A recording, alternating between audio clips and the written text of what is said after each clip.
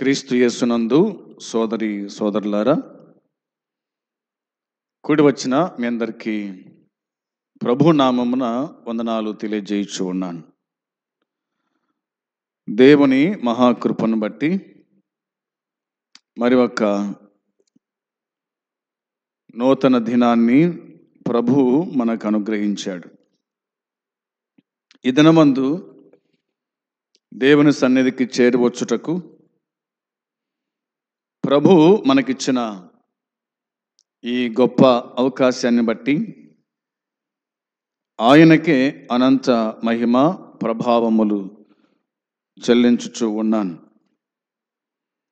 ఈ దినమందు దేవుని వాక్యమైన బైబిల్లో నుండి ఎఫెసీయులకు రాసిన పత్రిక 3వ అధ్యాయము 13వ వచనము చదువుదాం. ఎఫెసీయులకు రాసిన పత్రిక 3వ అధ్యాయము 13వ వచనం. కాబట్టి మీ నిమిత్తమై నాకు వచ్చిన శ్రమలను చూచి మీరు అధైర్యపడవద్దని వేడుకొనుచున్నాను. ఇవి మీకు మహిమకరములై ఉన్నవి. చదవబడిన లేఖన భాగము నిమిత్తమై ప్రార్థన చేసుకుందాం. ప్రేమగల తండ్రి, పరిశుద్ధుడవైన దేవ, మీ పరిశుద్ధమైన పాదములకు వందనాలు, కృతజ్ఞతలు, స్తుతులు చెల్లించుచు ఉన్నాం. ఆకాశ మహాకాశములు పట్టజాలని దేవుడవు, మహిమలో ఉన్న దేవుడవు, మారని వీడని ఎడబాయని దేవుడవు. నీ కొందనాలు, స్తోత్రాలు, స్తుతులు చెల్లించుచు ఉన్నాం. దేవా, ఈ సమయమందు పాటల్లో తోడై ఉండి కాపాడినందుకు స్తోత్రం. పాడిన వారిని దీవించండి, ఆశీర్వదించండి. లేఖన సత్యాన్ని ఎఫెసీ పత్రిక 3వ అధ్యాయం 13వ వచనం చదువుకోవడానికి నీవు చూపిన కృపను బట్టి వందనాలు, స్తోత్రాలు చెల్లిస్తూ ఉన్నాం. ఈ నీ మాటలు వివరించుటకు తగిన జ్ఞానము, ఆలోచన దీనదాసునికి అనుగ్రహించి దర్శించండి. వినుచున్న వారికి మేలు, క్షేమము అనుగ్రహించి కాపాడి దర్శించుమని, సహాయపడుమని మా ప్రభు అయిన యేసుక్రీస్తు పరిశుద్ధమైన నామంలో స్తోత్రములు చెల్లించి ప్రార్థించి అడిగి స్తుతించి పొంది ఉన్నాము తండ్రి. ఆమేన్. ఎఫెసీ పత్రిక 3వ అధ్యాయము 13వ వచనము మనము చదువుకున్నాం. ఇందులో అపోస్తలుడైన పౌలు ఎఫెసీలతో మాట్లాడుతూ, మీ నిమిత్తమై నాకు వచ్చిన శ్రమలను చూచి మీరు అధైర్యపడవద్దని వేడుకొనుచున్నాను అని వ్రాయబడింది. ఎఫెసీ సంఘ విశ్వాసుల నిమిత్తము పౌలు శ్రమ పడ్డాడు. శ్రమ మాత్రమే కాదు, చెరసాల గుడక వెళ్ళాడు. చెరసాల గుడక వెళ్ళాడు. పౌలు ఎఫెసీలకు మాత్రమే, లేదా ఎఫెసీలను బట్టి మాత్రం కాకుండా తాను యేసుక్రీస్తునందు విశ్వాసం ఉంచినది మొదలుకొని చెరసాలకు వెళ్ళేంత వరకు గుడక నశించిపోతున్న ఆత్మల నిమిత్తమై తాను ఎంత శ్రమ పడ్డాడో, ఎన్ని బాధలు అనుభవించినాడో, ఎంత దుఃఖం అనుభవించినాడో, ఎన్ని సందర్భాల్లో ఆకలి దప్పులతో ఉన్నాడో, ఇవన్నీ కూడా మనకు కొరింథీ 2వ పత్రిక 9వ అధ్యాయము లేదా 11వ అధ్యాయము 23 నుంచి 29 వరకు వరుసగా రాసుకుంటా వచ్చాడు. దాదాపుగా పౌలు భక్తుడు పొందినటువంటి శ్రమల గురించి మనం ఆలోచన చేసినప్పుడు 20 భాగాలు చేయొచ్చు అతని యొక్క శ్రమల గురించి. నేను గత దినాల్లో గుర్తు చేశాను, పౌలు అనుభవించిన బాధలు, శ్రమలు గురించి ఒక 5 విషయాలు జ్ఞాపకం చేశాను.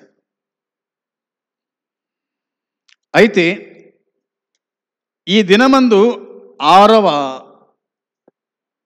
అంశాన్ని జ్ఞాపకం చేస్తూ ఉన్నాను. 5 ఒక అంశంగా చేశాను, 6వదిగా ఈ దినమందు మనం జ్ఞాపకం చేసుకున్నప్పుడు ఇలాగ దేవుని వాక్యం చెబుతూ ఉంది. రోమీలకు రాసిన పత్రిక 9వ అధ్యాయం, రోమీలకు రాసిన పత్రిక 9వ అధ్యాయము మొదటి 5 వచనాలు మనం చూద్దాం. చూడండి, మొదటి 5 వచనాలు. నాకు బహు దుఃఖమును నా హృదయములో మానని వేదనయు కలదు. క్రీస్తునందు నిజమే చెప్పుచున్నాను, అబద్ధమాడుట లేదు. పరిశుద్ధాత్మయందు నా మనసాక్షి నాతో కూడా సాక్ష్యమిచ్చుచున్నది. సాధ్యమైన ఎడల దేహ సంబంధులైన నా సహోదరుల కొరకు నేను క్రీస్తు నుండి వేరై శాపగ్రస్తుడనై ఉండగోరుదును. వీరు ఇశ్రాయేలీయులు దత్తపుత్రత్వమును మహిమయు నిబంధనలను ధర్మశాస్త్ర ప్రధానమును అర్చనాచారములను వాగ్దానములను వీరివి. పితరులు వీరివారు, శరీరమును బట్టి క్రీస్తు వీరిలో పుట్టెను. ఈయన సర్వాధికారి అయిన దేవుడై ఉండి నిరంతరము స్తోత్రార్హుడై ఉన్నాడు. ఆమేన్.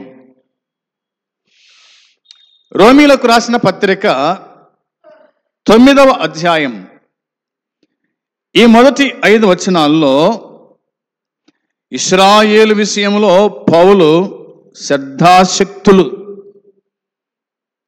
వారి మీద పౌలుకి ఎంత శ్రద్ధ ఉందో ఇందులో మనం చూడగలుగుతాం. దాదాపుగా 9వ అధ్యాయము, 10వ అధ్యాయము, 11వ అధ్యాయము, ఈ 3 అధ్యాయాల్లో కూడా పౌలు యొక్క ఆవేదన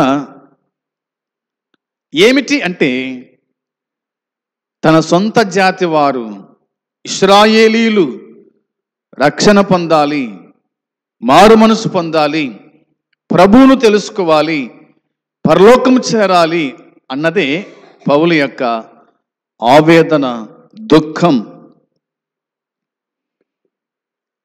నాకు బహు దుఃఖమును అన్నాడు కదా, నా హృదయములో మానని వేదనయు కలవు అని చెప్పినాడు. ఇలా జ్ఞాపకం చేస్తాం మీకోసమై. పౌలు సహోదరులు సువార్తను అంగీకరించడానికి నిరాకరిస్తున్నందువల్ల అతని హృదయములో బహు దుఃఖమును మానని వేదనయు ఉన్నాయంట. దాన్ని ఇలా రాశాడు, నా హృదయములో మానని వేదనయు కలవు అన్నాడు. క్రీస్తును అంగీకరించడాన్ని వారి కోసం పౌలుకు ఎలాంటి దుఃఖము, బాధ్యత ఉందో అలాంటివి క్రైస్తవులందరూ ఉండాలని చెప్పాడు. పౌలు ఏ విధంగా తన బంధువుల మీద, తన రక్త సంబంధికుల మీద తనకి ఎటువంటి బాధ్యత ఉందో అదే బాధ్యత నేటి క్రైస్తవ సమాజానికి, దేవుని ఎరిగిన ప్రజలకు ఉండాలి అన్నదే పౌలు యొక్క బాధ. అందుకనే ఇలాగన్నాడు, పరిశుద్ధాత్మయందు నా మనసాక్షి నాతో కూడా సాక్ష్యమిచ్చున్నది. సాధ్యమైన ఎడల దేహ సంబంధులైన నా సహోదరుల కొరకు నేను క్రీస్తుని వేరే శాపగ్రస్తుడనై ఉండగోరుచున్నాను అని చెప్పాడు. నా సహోదరుల నిమిత్తమై, దేహ సంబంధులైన నా సహోదరుల కొరకు నేను క్రీస్తుని వేరే శాపగ్రస్తుడనై ఉండగోరుచున్నాను. అంటే వారు రక్షించబడితే చాలు అని తన ఆశ. ఇంకోటి, వారి నిమిత్తమై నేను క్రీస్తుకు వేరై ఉండగోరుచున్నాను. అంటే నేను పోయినా పర్వాలేదు కానీ నా బంధువులు మాత్రం రక్షణ పొందాలి. నేను నరకములో కాలిన పర్వాలేదు కానీ నా బంధువులు మాత్రం రక్షించబడాలి, వారు తెలుసుకోవాలి ప్రభువును అనేదే పౌలు యొక్క ఆశ. ఎస్తేరు గ్రంథంలో ఒక మాట రాయబడి ఉంటుంది కదా, 4వ అధ్యాయము అనుకుంటాను. చూడండి ఆమె ఏమనిందో. ఎస్తేరు గ్రంథము 4వ అధ్యాయములో మనం చూస్తాం. 16వ వచనం లేదా 15 నుంచి చదువుదాం. అప్పుడు ఎస్తేరు మొర్దెకైతో మరలా ఇట్లా, నేను నీవు పోయి సుశానునందు కనబడిన యూదులనందరినీ సమాజ మందిరమునకు సమకూర్చి నా నిమిత్తము ఉపవాసముండి 3 దినములు అన్నపానములు చేయకుండుడి. నేనును నా పనికత్తెలను కూడా ఉపవాసముందుము. ప్రవేశించుట న్యాయ వ్యతిరేకముగా నున్నను నేను రాజునొద్దకు ప్రవేశించుదును. నేను నశించెదను. అవునా? ఏమంటుంది ఎస్తేరు? నేను నశించెదను కానీ నా ప్రజలు నశించకూడదు, నా స్వజాతి వారు నశించకూడదు, నా స్వజాతి వారు నశించకూడదు, యూదులు నశించకూడదు. నేను నశించెదను. నా ప్రాణం పోయినా సరే. ఎస్తేరుకున్నటువంటి ఒక ఆవేదన ఏమిటంటే తన ప్రజలు బాగుపడాలా. అదే అందుకోసమే మీరు నా కోసమే ఉపవాసం ఉండి ప్రార్థన చేయండి, నేను నా పనికత్తెలుడికి మేము ప్రార్థన చేస్తాం. ఈ త్యాగము క్రీస్తు యేసునందు విశ్వాసం ఉంచిన మనకు ఉండాలి. వారి రక్షణ కోసమై, వారి బాగోగుల కోసమై, వారు తప్పించబడాలి, నరకం దేవుని రాజ్యం చేరాల అన్న ఆశ నీలో నాలో ఉండాలి. మనం మాత్రం రక్షించబడ్డాం, మనం మాత్రమే దేవుని క్షేమాన్ని మేలు పొందుదాం, ఆశీర్వాదం పొందాం అంటే అది ఎట్లా అవుతుంది? వారు కూడా పొందాలి కదా, వారు కూడా రక్షణ పొందాలి కదా, వారు కూడా నరకం తప్పించుకోవాలి కదా, వారు కూడా దేవుని రాజ్యం చేరాలి కదా. అందుకోసమేనేమో దేవుడు నన్ను రక్షించినాడు. వారికంటే ముందుగా రక్షించబడ్డావు. కారణం యేసుక్రీస్తు గురించి చెప్పడానికి. బంధువుల బాధ్యత నీదే, నీ ఇంటి వారి బాధ్యత నీదే. దీన్ని మనం జ్ఞాపకం చేసుకోవాలి. అందును బట్టి దేహ సంబంధులైన నా సహోదరుల కొరకు నేను క్రీస్తు నుండి వేరై శాపగ్రస్తుడనై ఉండగోరుదును. వారు రక్షణ పొందాలి. చూడండి 10వ అధ్యాయము 1వ వచనం, రోమాపత్రిక 10వ అధ్యాయము 1వ వచనం. సహోదరులారా, ఇశ్రాయేలు రక్షణ పొందవలనని నా హృదయాభిలాషయు వారి విషయమై నేను దేవునికి చేయు ప్రార్థనయునై ఉన్నవి అని అన్నాడు. పౌలు భక్తుడు మాట్లాడుతూ ఇశ్రాయేలు గురించి మాట్లాడుతూ విశేషించి మాట చెప్పాడు. సహోదరులారా, ఇశ్రాయేలు రక్షణ పొందవలనని. ఇశ్రాయేలు రక్షణ పొందాలా, అదే నా హృదయాభిలాషయు వారి విషయమై నేను దేవునికి చేయు ప్రార్థనయునై ఉన్నది అన్నాడు. నా హృదయాభిలాష అదే. వారి నిమిత్తం నేను ప్రార్థన చేస్తూ ఉన్నాను. వారు రక్షించబడాలి, వారు మారు మనసు పొందాలి. అది పౌలు యొక్క ఆవేదన. వారు దేవుని యందు ఆసక్తి గల వారని వారి గురించి సాక్ష్యం ఇచ్చొచ్చు ఉన్నాను. ఆయనను వారి ఆసక్తి జ్ఞానానుసారమైంది కాదు. ఏలయనగా వారు దేవుని నీతి నెరగక తమ స్వనీతిని స్థాపింపబనుకొనొచ్చు, దేవుని నీతికి లోబడలేదు. కాబట్టి వారు రక్షణ పొందాలా, వారు మార్పు చెందాలా అనేది పౌలు యొక్క అభిలాష, ఆయన కోరిక.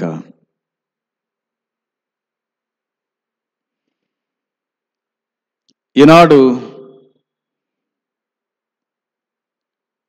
ప్రార్థన చేసే విషయంలో మనము వెనకబడిపోతున్నామేమో అనిపిస్తుంది.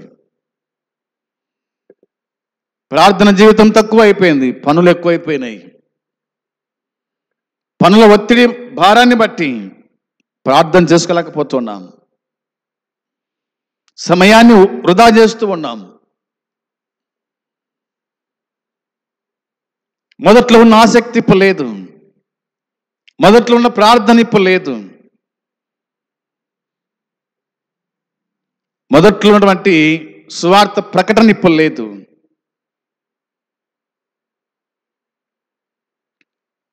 వారి రక్షణ కోసమై నేను దేవునికి చేయు ప్రార్థన అన్నాడు.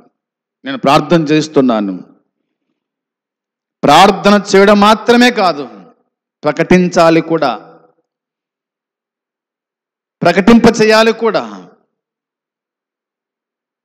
ప్రార్థన చేసి ఊకుందామా? కాదు కదా. ప్రార్థన చేసిన వాడు ఏం చేయాలా? వారితో మాట్లాడి చెప్పాలి, సువార్త ప్రకటింప చేయాలి. నీకు రాదు, సువార్త ప్రకటించే వారిని తీసుకుని వెళ్ళి సువార్త ప్రకటింప చేయాలి.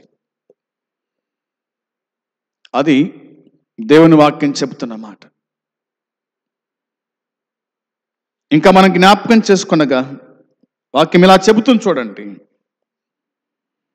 కొరింథీ మొదటి పత్రిక 9వ అధ్యాయము 22వ వచనం. కొరింథీయులకు రాసిన మొదటి పత్రిక 9వ అధ్యాయము 22వ వచనం. బలహీనులను సంపాదించుకున్నటకు బలహీనుడనైతిని, ఏ విధము చేతనైనను కొందరిని రక్షింపవలెనని అందరికీ అన్ని విధముల వాడనై ఉన్నాను అన్నాడు. ఏ విధము చేతనైనను, ఈ మాట గుర్తుంచుకోండి. ఏ విధము చేతనైనను కొందరిని రక్షింపవలనని అందరికీ అన్ని విధాల వాడనై ఉన్నాను. అందరికీ అన్ని విధాల వాడనై ఉన్నాను. కొందరినే రక్షించుకోవాలా? అందరు కాకపోవచ్చు, ఒకవేళ కొందరికైనా సువార్త ప్రకటింప చేయాలా, కొందరినైనా ప్రభు యొద్దకు నడిపించాలా. అది దేవుని దాసుని యొక్క ఆలోచన, దేవుని దాసుని యొక్క ఆలోచన.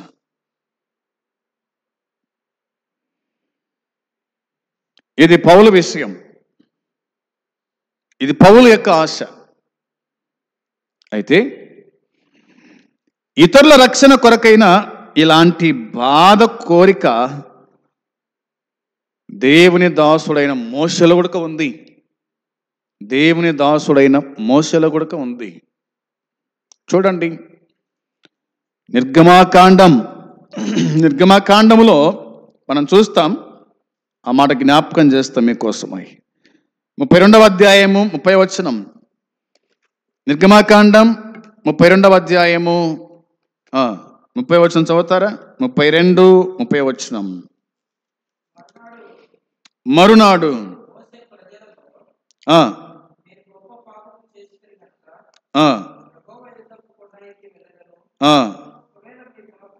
ఒకవేళ మీ పాపమునకు ప్రాయచిత్తము చేయగలనేమో అనేను అనా. ఓకే, చాలు. ఇక రాయబడిన మాట మనం జ్ఞాపకం చేసుకునగా, ఇక్కడ ఇశ్రాయేలు ఏం చేశారంటే, మోసే 40 రాత్రింబగళ్ళు ప్రభుతో పాటు ఉన్నాడు. కొండ మీద మోసే ఉన్నాడు, కొండ కిందనేమో ప్రజలున్నారు, ఇశ్రాయేలు ప్రజలు ఉన్నారు. వారితో పాటు ఎవరున్నారు? అహరోను కూడా ఉన్నాడు.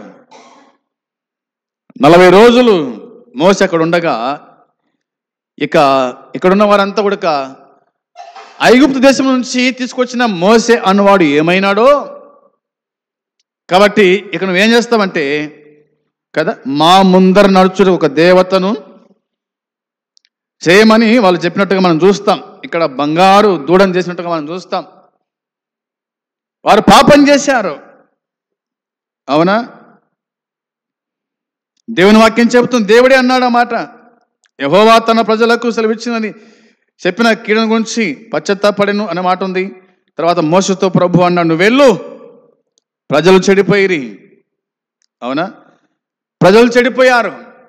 మోసే, ఐగుప్తును తెచ్చినటువంటి ఈ ప్రజలు చెడిపోయారు, నువ్వు దిగి వెళ్ళు అన్నట్టుగా మనం చూస్తాం. ఇప్పుడు మనం చదువుకున్న లేఖన భాగంలో మనం జ్ఞాపకం చేసుకొనగా మరునాడు అనే మాట కనిపిస్తూ ఉంది. మోసే ప్రజలతో, మీరు గొప్ప పాపం చేసితిరి గనుక యెహోవా యొద్దకు కొండ ఎక్కి వెళ్ళెదను, ఒకవేళ మీ పాపమునకు ప్రాయశ్చిత్తము చేయగలనేమో. మీ పాపం పోవడానికి నేను ప్రాయశ్చిత్తం చేయగలనేమో, ఆ దేవుడు కనికరిస్తాడేమో, ఒకవేళ నేను వెళ్తాను అని వెళ్ళాడు. ప్రజల యొక్క పాపాన్ని పరిహారం చేయడానికి, ప్రజల నిమిత్తమై ప్రార్థించుటకు, వేడుకోవడానికి, బతిమాలుకోవడానికి మోసే భక్తుడు రెండవ మారు కొండ ఎక్కినాడు, ప్రభు యొద్దకు వెళ్ళాడు. ప్రభు పాదాల యొద్ద పాపం చేసే వారి నిమిత్తమై ప్రార్థన చేయాలి, దుర్మార్గుల కోసమై ప్రార్థన చేయాలి, నరహంతకుల కోసమై ప్రార్థన చేయాలి, నరకానికి జోగుతున్న వారి నిమిత్తమై ప్రార్థన చేయాలి, ప్రభు యొద్దకు వెళ్ళాలి, ప్రభు పాదాలు పట్టుకోవాలి. పౌలు యొక్క ఆశ అదే, మోసే యొక్క ఆశ అదే. ఇక మన ప్రభు అయిన యేసుక్రీస్తు ఆశ కూడా అదే కదా. ప్రభు అయిన యేసుక్రీస్తు ఆశ కూడా అదే. మత్తయి సువార్త 23:37, మత్తయి సువార్త 23వ అధ్యాయము 37వ వచనం చూడండి. 23వ అధ్యాయం 37వ వచనంలో దేవుని వాక్యం చెబుతున్న మాట జ్ఞాపకం చేసుకుందాం. యెరూషలేమా, యెరూషలేమా, ప్రవక్తలను చంపుచూను, నీ యొద్దకు పంపబడిన వారిని రాళ్ళతో కొట్టుచూను ఉండుదానా, కోడి తన పిల్లలను రెక్కల కింద ఎలాగూ చేర్చుకొనెనో అలాగే నేనును నీ పిల్లలను ఎన్నో మార్లు చేర్చుకునవలనని ఉంటిని గాని మీరు వల్లకపోతిరి.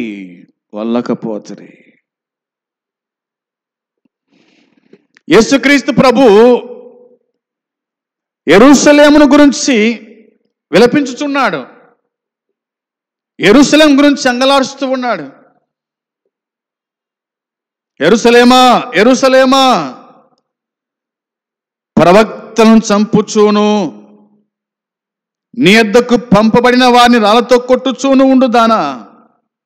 ఎన్నోసార్లు ప్రవక్తలను పంపాను, కానీ మీరు వారిని రాళ్లతో కొట్టారు.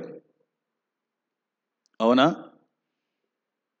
రాళ్లతో కొట్టారు, కొందరు చంపేశారు, గాయపరిచారు. వారిని పంపింది మీ మేలు కోసమే, మీ క్షేమం కోసమే, మీరు మార్పు చెందుతారని, మారు మనసు పొందుతారని. కానీ మీరు వాళ్ళని రాళ్లతో కొట్టారు.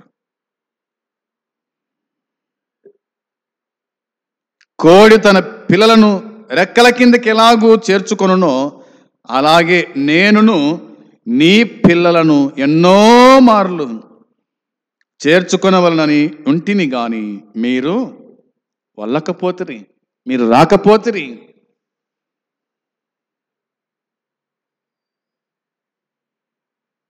గద్ద పైన తిరుగుతూ ఉంటే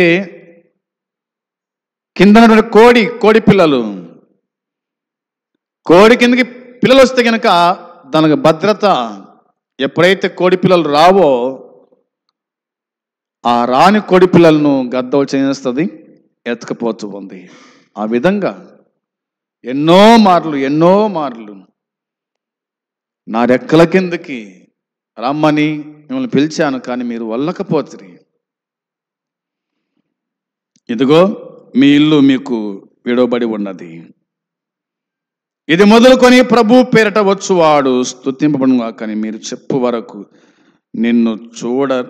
నిన్ను చూడరని మీతో చెప్పుచున్నాను. నన్ను చూడరు, ఇక నన్ను మీరు చూడరు అని చెప్పుచున్నాను అని అన్నాడు. అంటే ప్రభు యొక్క ఆవేదన కూడా ఏమిటంటే, ఇశ్రాయేలీయులు తన సొంత ప్రజలు ఏర్పాటు చేసుకున్నటువంటి వాళ్ళు దేవుని వైపు తిరగాల అనే ఆశ యేసు ప్రభు గుడిక ఉంది. ఇక రోమపత్రిక చూద్దాం ఒకసారి. రోమపత్రిక 3వ అధ్యాయము 24-25 వచనాలు. రోమపత్రిక 3వ అధ్యాయము చూడండి, 3వ అధ్యాయము 24-25 వచనాలు. కాబట్టి నమ్మువారు ఆయన కృపచేతనే క్రీస్తు యేసునందలి విమోచనము ద్వారా ఉచితముగా నీతిమంతులను తీర్చబడుచు ఉన్నారు. పూర్వము చేయబడిన పాపములను దేవుడు తన ఓర్మి వలన ఉపేక్షించినందున ఆయన తన నీతిని కనపరచవలెనని వ్రాయబడింది. ఈ 2 వచనాలు మనం ఆలోచన చేయగా, నమ్మువారు ఆయన కృపచేతనే క్రీస్తు యేసునందలి విమోచనము ద్వారా ఉచితముగా నీతిమంతులను తీర్చబడుచు ఉన్నారు. కేవలం ఉచితముగానే నీతిమంతులు అవుతాం. నమ్ముట వలన, యేసుక్రీస్తు నమ్ముట వలన, ఉచితంగా నేను మిమ్మల్ని నీతిమంతులుగా చేస్తానంటే రావడం లేదు. తామే నీతిమంతులు కావడానికి ఎన్నెన్నో ప్రయత్నాలు ఈ కాలంలో, అవునా? నీతిమంతులు కావడానికి కొంతనైనా పాపం తొలగిపోతుందేమని చెప్పేసి ప్రజలు ఏం చేస్తారంటే కదా, బట్టలు మారుస్తూ ఉన్నారు, గంగలో మునుగుతూ ఉన్నారు. కానీ నీతిమంతులు అవుతారా? గోషులో పాపం పెట్టుకొని కాశీకి పోయినా తీరుతుందా? పాపం పోతుందా? పోదు, ఏమాత్రం కూడా పోదు. ఎలకతోక తెచ్చి ఏడాదంతా ఉతికిన కానీ నలిపే కానీ తెలుపు ఎన్నటికీ కానే కాదు. ప్రేమైన సోదరి సోదరులారా, కేవలము యేసుక్రీస్తు నమ్ముట వలన, అవునా, నమ్మువారు ఆయన కృపచేతనే క్రీస్తు యేసునందలి విమోచనము ద్వారా ఉచితంగా నీతిమంతులను తీర్చబడుచు ఉన్నారు. పూర్వము చేయబడిన పాపములను దేవుడు తన ఓర్మి వలన ఉపేక్షించినందున ఆయన తన నీతిని కనపరచవలెనని అనుంది. క్రీస్తు యేసు రక్తమునందలి విశ్వాసము ద్వారా ఆయనను కరుణాధారముగా బయలుపరిచినాడు. ఆయన కరుణామయుడు, ఆయన ప్రేమామయుడు, ఆయన కృప చూపే దేవుడు. కాబట్టి నీవు నీతిమంతుడు కావాలంటే, నువ్వు పరిశుద్ధుడవు కావాలంటే, నీ పాపాలు క్షమించబడాలంటే యేసుక్రీస్తును ఆశ్రయించు చాలు. నువ్వు రక్షించబడతావు. నీ పాపాలు దేవుడు కడిగి వేస్తాడు. యేసు రక్తము ప్రతి పాపమును పవిత్రునిగా చేస్తూ ఉంది, ప్రతి పాపాన్ని కడిగి వేస్తూ ఉంది. నువ్వు పవిత్రుని కావాలంటే యేసు రక్తమే, అంతేగా, అంతకు మించి ఇక ఏ నామంలో రక్షణ లేదు. యేసుక్రీస్తు నామంలో రక్షణ, ఈ నామంలో రక్షణ అని అన్నాడు. కాబట్టి ఆయన నామంలో రక్షణ అన్నది దేవుని వాక్యం మనకు జ్ఞాపకానికి తీసుకొని వస్తూ ఉంది. క్రీస్తునందు నిజమే చెప్పుచున్నాను అన్నాడు పౌలు. నిజమే చెప్పాడు, ఆయన అబద్ధం కాదు కదా. దేవుని దాసు నిజమే చెప్పాడు, అబద్ధం చెప్పలేదు. కాబట్టి నేను చెప్పినట్టుగా 9వ అధ్యాయం, 10వ అధ్యాయం, 11వ అధ్యాయాల్లో ఇశ్రాయేలుల ఆనాటి ఎన్నిక ఇది. ఆనాటి ఎన్నిక, నేటి విసర్జన. ఆనాటి ఎన్నిక అది. నేటి నేటి విసర్జన ఏమిటంటే చూడండి, రోమపత్రిక 9:30 9:30 రోమపత్రిక 9:30 చూడగా, అట్లయితే మనమేమందుము, నీతిని వెంటాడని అన్యజనులు నీతిని అనగా విశ్వాసం మూలమైన నీతిని పొందిరి. అయితే ఇశ్రాయేలు నీతి కారణమైన నియమమును వెంటాడినను ఆ నియమమును అందుకొనలేదు. నేటి విసర్జన ఏమిటంటే వాక్యం చెబుతున్న మాట, అట్లయితే మనమేమందుము అన్నాడు పౌలు. నీతిని వెంటాడని అన్యజనులు నీతిని అనగా విశ్వాసం మూలమైన నీతిని పొందిరి. అర్థమైందా? నీతిని వెంటాడని అన్యజనులు నీతిని అనగా విశ్వాసం మూలమైన నీతిని పొందారు. వాళ్ళు ఎవరు పొందారు? అన్యజనులు పొందినారు నీతిని. అవునా? రెండో మాట ఏమిటి? అయితే ఇశ్రాయేలు నీతి కారణమైన నియమమును వెంటాడినను ఆ నియమమును అందుకొనలేకపోయినారు. అందుకోవాల్సిన వాళ్ళు అందుకోలేకపోగా అందుకోలేని వాళ్ళు అందుకున్నారు. అది దానిలో ఉన్న రహస్యం. నీతిని పొందాల్సిన వాళ్ళు నీతిని పొందలేకపోయినారు. నీతిని పొందలేని వాళ్ళు నీతిని పొందారు.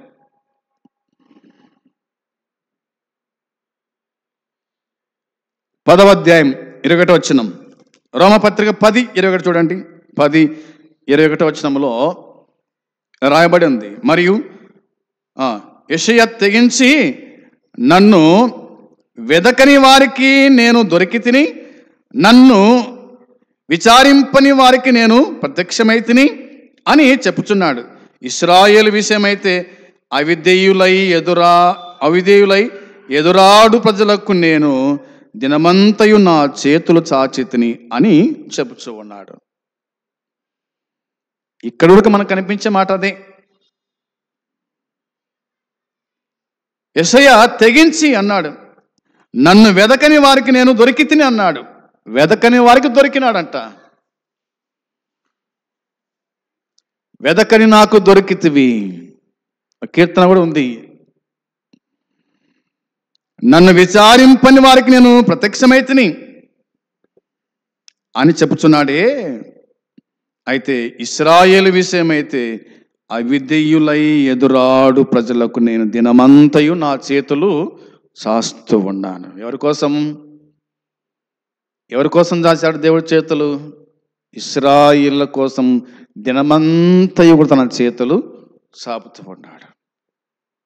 రండి, నా యొద్దకు రండి, విశ్రాంతిలో ప్రవేశించండి అని దినమంతయు కూడా తన చేతులు చాపుతూ ఉన్నాడు. అది దేవుని ప్రేమ, ఇశ్రాయేలు ప్రజల మీద ప్రేమ. అది మూడవదిగా రేపటి రక్షణ గురించి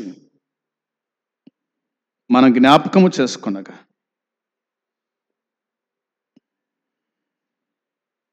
రేపటి రక్షణ గురించి మనం జ్ఞాపకం చేసుకునగా, ప్రియులారా, దేవుడు మనకు గొప్ప రక్షణ అనుగ్రహించాడు.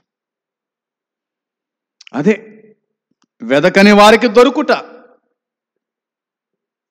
వెదకని వారికి దొరుకుట అనేది గుర్తు చేసుకోవాలి. ఆయన దొరికాడు, మనకు దొరికాడు, మనం రక్షించబడ్డాం. అదే కోణములో రక్షణ పొందని వారికి చెప్పాల్సిన బాధ్యత దేవుడు మన మీద ఉంచున్నాడు. ఈ సంగతి జ్ఞాపకం చేసుకోవాలని నేను ప్రభు పేరట మీకు జ్ఞాపకం చేస్తూ ఉన్నాను. వారి ఎన్నిక ఏమిటో ఒక వచనం చూడండి, నేను ఇలా జ్ఞాపకం చేస్తాను. 9వ అధ్యాయం 6వ వచనంలో 9వ అధ్యాయం 6వ వచనంలో మనకు కనిపిస్తున్న మాట, అయితే దేవుని మాట తప్పిపోయినట్లు కాదు, ఇశ్రాయేలు సంబంధులందరూ ఇశ్రాయేలు కారు. అవునా? ఇశ్రాయేలు సంబంధం అందరూ ఇశ్రాయేలు కారు. 29వ వచనం, మరియు యెషయా ముందు చెప్పిన ప్రకారము సైన్యములకు అధిపతియగు ఈ ప్రభు తనకు సంతానము శేషింపచేయక పోయిన ఎడల సొదొమ వలె నగుదురు, గొమొరను పోలి ఉందురు అని కూడా ఆయన తెలియజేశాడు. ఆనాటి ఎన్నిక, నేటి విసర్జన, రేపటి రక్షణ. రేపటి రక్షణ గురించి దేవుని వాక్యం చెబుతుంది. ఇదే మిక్కిలి అనుకూలమైన సమయం, ఇదే రక్షణ దినం. ఇదే మిక్కిలి అనుకూలమైన సమయం, ఇదే రక్షణ దినం. ఈ దినమందే ప్రభువును నమ్ముకుంటే నువ్వు మోక్షానికి వారసుడవైతావు. ప్రభు నమ్మకపోతే నరకానికి వెళ్తావు. నమ్ముట వలన నీవు ప్రభు చెంత ఉంటావు అన్నది దేవుని వాక్యం చెబుతూ ఉంది. మనందరి కోసమై యేసుక్రీస్తు ప్రభు తన ప్రాణం పెట్టాడు. ఇశ్రాయేలు కోసం ఏ విధంగా చేతులు చాపాడు దినమంతా, ఈనాడు మన కోసం కూడా దేవుడు చేతులు చాపాడు. కలవరిలో చేతులు ఇచ్చేశాడు, కాళ్ళు ఇచ్చాడు, దేహమంతా కూడా రక్తచిత్తం అయిపోయింది. మనందరి కోసం ప్రాణం పెట్టి సమాధి చేయబడి తిరిగి లేచిన ఆ ప్రభు యందు విశ్వాసం ఉంచితే రక్షణ. విశ్వాసం ఉంచకుండా చనిపోతే నరకము, అగ్నిగుండం ఉంది. అక్కడ అగ్ని ఆరదు, ఆత్మకు చావు లేదు. రక్షణ పొంది మారు మనసు పొంది చనిపోయి దేవుని రాజ్యం చేరితే అక్కడ నెమ్మది, సంతోషము, సమాధానం అక్కడ ఉంటుంది. అట్ల కృప దేవుడు మనకందరికీ అనుగ్రహించునుగాక. ఆమేన్. ప్రార్థన చేద్దాం. ప్రేమగల తండ్రి, పరిశుద్ధుడైన దేవ, మీ పాదములకు వందనాలు, స్తోత్రాలు, కృతజ్ఞతలు, స్తుతులు చెల్లించుచు ఉన్నాం. మీరు పలికించిన ఈ మాటలను బట్టి స్తోత్రాలు. ఎంతమంది ఈ వాక్యాన్ని వినగలిగిరో వారి జీవితాల్లో కార్యం జరిగించి ప్రతిఫలం దయచేయండి, సహాయం చేయండి. ఏ పాపి కూడా రక్షణ పొందకుండా చనిపోకూడదని మీ ఆశ, పౌలు ఆశ, మోసే ఆశ. అదేవిధంగా మేము కూడా ప్రార్థిస్తున్నాం తండ్రి. మా స్నేహితులు, మా బంధువులు, నిలువైన వాళ్ళందరూ కూడా రక్షణ పొంది మారు మనసు పొంది నీ రాజ్యం చేరే కృప, ధన్యత అనుగ్రహించమని మేము ప్రార్థన చేస్తున్నాం. మా గ్రామవాసులందరూ కూడా రక్షణ మారు మనసు పొంది నీ రాజ్యం చేరే కృప దయచేసి కనికరించుమని మీకు అప్పగించుకుంటూ యేసుక్రీస్తు నామంలో అడిగి వేడుకుంటున్నాము తండ్రి. ఆమెన్. పరలోకమందున్న తండ్రి ప్రేమ, ప్రభు అయిన యేసుక్రీస్తు కృప, పరిశుద్ధాత్మ సన్నిధి సహవాసం కూడి వచ్చిన మనకు సకల పరిశుద్ధులకు ఇప్పుడు ఎల్లప్పుడూ సదాకాలము తోడై ఉండునుగాక. ఆమెన్. మంచిది. వందనాలు.